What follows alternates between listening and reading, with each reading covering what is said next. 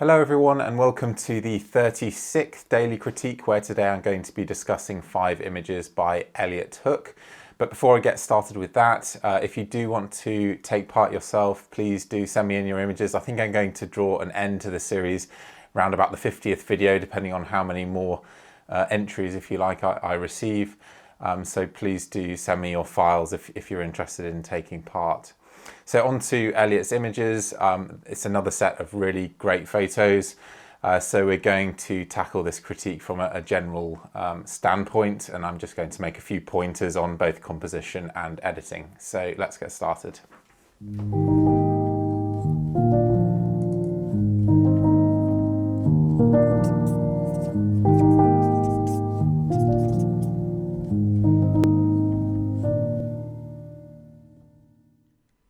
So here are the 5 images that Elliot sent in, and there's some real crackers here, but I thought I would start with what I think is the weaker of the set, and that's this one. I kind of recognise the location here, but I can't quite put my finger on it. But anyway, obviously in the UK, really dramatic piece of geology here. But I think the conditions are just very difficult to work in. The light is very flat, and I'm not sure that the weather is bad enough that you really get that sense of foreboding or drama that I might look for in these kind of conditions. So that's 2 things that you're fighting with, really. That the weather itself isn't that interesting, but more problematically, the light is just very flat. If you had any form of directional light here, then it might bring some more form to this foreground and even the background, because really everything tonally just smushes together, and I do think that's a bit of a problem.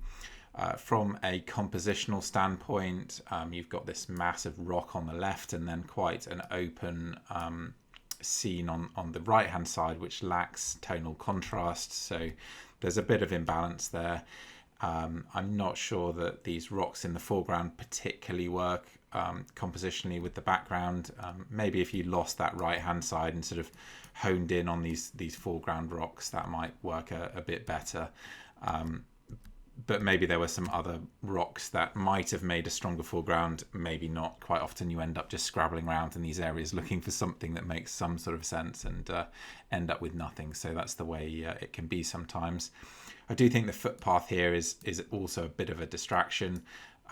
It obviously ends when these rocks come in, but then becomes very prominent right in the middle of the image. So your eye does go to that section of path, and I'm not sure that I particularly want my eye to go to that section of path. So yeah, very, very difficult given the conditions to make the best of this scene, and I think it's just one that you'll have to revisit, Elliot, to make a really great image from here. Okay, on to this second image. Classic British weather, rain coming down, little spots of sunshine. It's one of the things, one of the aspects of photography in Britain that we're actually very fortunate to have this changeable weather, because it does create opportunities seemingly out of nowhere, and to have a rainbow on a rainy day is obviously wonderful to photograph. I think the edit here is pretty good. I had a go at the edit myself and actually went a little heavier. So if we just compare the two, you can see I kept a bit more brightness in the sky. I should have removed that bit of vignetting on the left and perhaps this farm at the bottom, but I just added a bit more contrast, and a bit more saturation came through as a result of adding contrast. But nothing major in terms of our edits and the difference between them. It looks like I've gone for a slightly warmer white balance as well. But I did like this warm patch of cloud up at the top of the frame. So I think including a bit more sky is a positive change to make. But a really, really nice image, that, and very stereotypical of Britain. Okay, on to this third shot, which is from the southern highlands of Iceland, and I know this area very well indeed. This is near Fangil, and it must have been here 10 times now, although I'm not keeping count. There are a couple of points to make here. One is that the white balance is a bit funky. There's some magenta and warmth added in here, and it does make for a more atmospheric sense to the image. Generally, I can understand why that change was made, and I think to a lot of viewers it would actually be quite effective. To me, it jumps out as a colour cast, so I would take issue with that. And secondly, I think this mountain here is just a bit too hemmed into the corner on the right and to the top. Otherwise, it works very well. I even quite like the road going through here. I quite like the Icelandic roads, and you can see the Laugavega trail running next to it just there. So I actually quite like that as a sense of scale. But let's discuss why the mountains ended up there, because we can see very clearly in the raw file why that has happened. So if I just compare these two, firstly talking about the white balance, I mean, I think I've made this now 2 blue and 2 green, so maybe I'll just quickly edit that one again, because I think I probably went too far there. But I have gone for a colder white balance, and I think that is a bit more natural, so you can maybe compare the two there. It's funny, sometimes clouds do just look weird. You can see there is some warmth coming into these clouds. Maybe the sun is just getting low enough to achieve that. But really, it's fighting the conditions here, because you do really want some softer, warmer light perhaps. And we'll see that in the next image. But as for the crop, we can see this cloud top right hand corner. If you include that, it throws the whole image. It's a major distraction. It's so dark and contrasty because the sun's obviously in this approximate area, so I think it's the right decision to crop it out, but unfortunately that does also spoil the composition. So I guess you could wait until the cloud moved out the way, although maybe the sun would then appear. Yeah, I mean, there's a compromise made there that I think goes a step too far and slightly spoils the photo, but otherwise a really lovely scene again. On to the fourth shot, and really spectacular image here. This is as good as landscape photography gets in Iceland. This is again near Fangil, so the previous shot was of course of this mountain here, but taken a little further along the ridge. And I really can't fault this image at all, although there are a couple of things I would do subtly differently. But the composition here is just fantastic. All these jagged rocks in the foreground, and even this one to the right. Lovely lead-ins from these rivers. Gives a good sense of scale too, as does the little settlement down here, which is nice to leave in. I have actually seen another photographer's shot from here where he's cloned those out, but I think that's a bit of a pity. And the mountains themselves, they're so spectacular and perfectly lit here with the ice caps behind. So this is Torfajökull and or is it Tindfjallajökull and Eyjafjallajökull, which is the one that went off in 2010, causing the airspace disruption. So I love everything about this image, really, and the only changes I would make would be fairly subtle ones. So I'll just show you my edit here rather than going through the process of how I edited it. And just talk about the slight differences in thought process.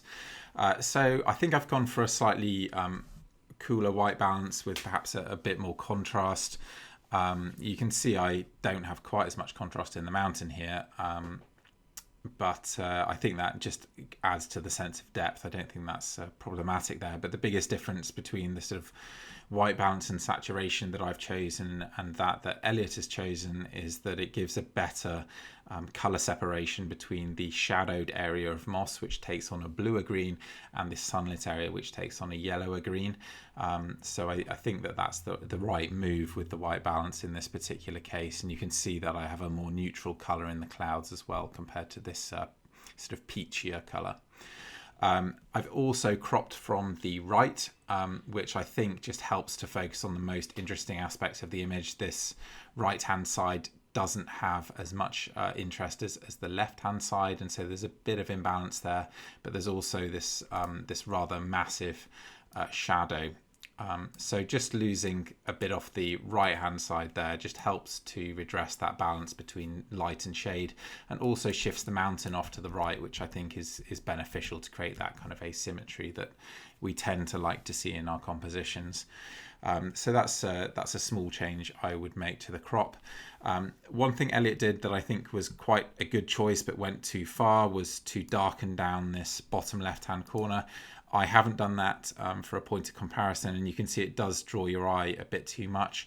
But I would edit this in a slightly more specific way. In fact, we can just do this very quickly, because what I would look to do is brighten up the shadows here and darken down the highlights. So here's my edit in Lightroom. So I can just do a curves adjustment here. So I'm just going to brighten up the shadows, and I'm going to select the color range here just to target that area, and then tone that down. So that's going to give me a rough mask there, and then I can paint away all the other areas of the image and paint in some of the local areas where it's not quite got it right. Sorry, so let's set that to white again. There we go.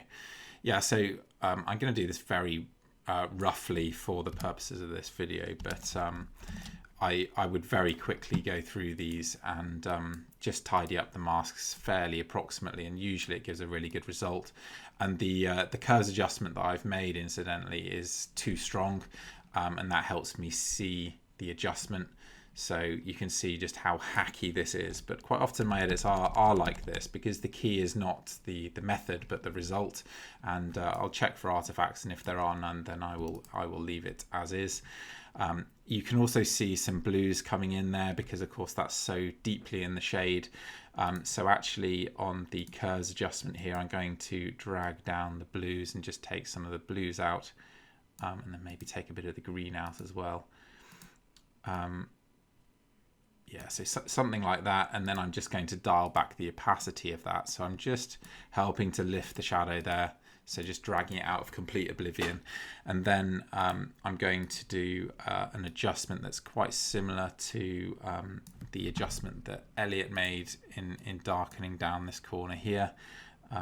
But that has affected the color too much, so I'm going to change the blend mode to luminosity wherever it is, which I very occasionally do just to make sure that too much color doesn't creep into the image.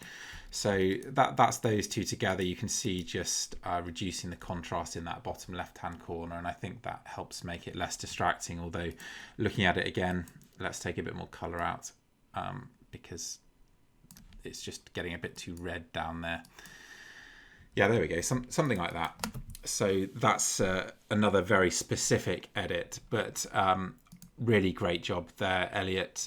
Fantastic shot, lovely conditions, amazing scene, and very nicely composed.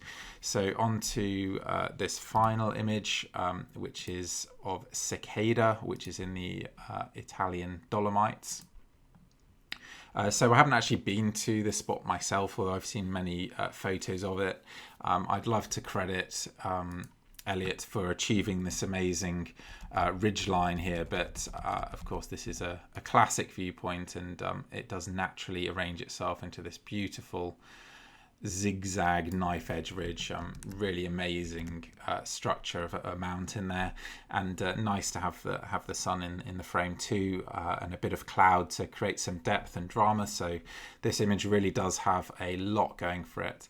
I have edited it again myself, so I'll just discuss a couple of points that I did differently again.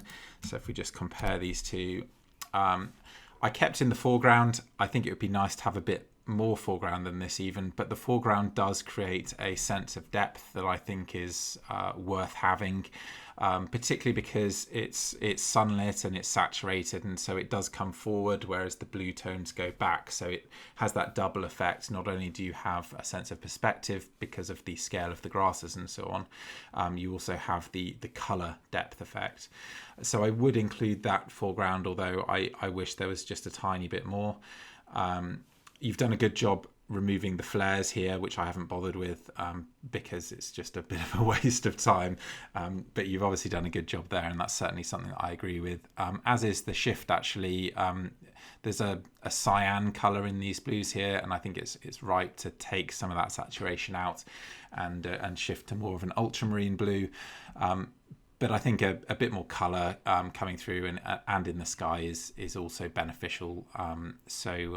Yeah, some minor changes that I've made, but a really nice image there, really. I would just say that without the foreground, it lacks a bit of depth. So that would be the biggest point to make here. So thank you very much for sending in 4 really brilliant images and one, I guess, that you'll have to go back for. But I really enjoyed editing those, so thank you very much.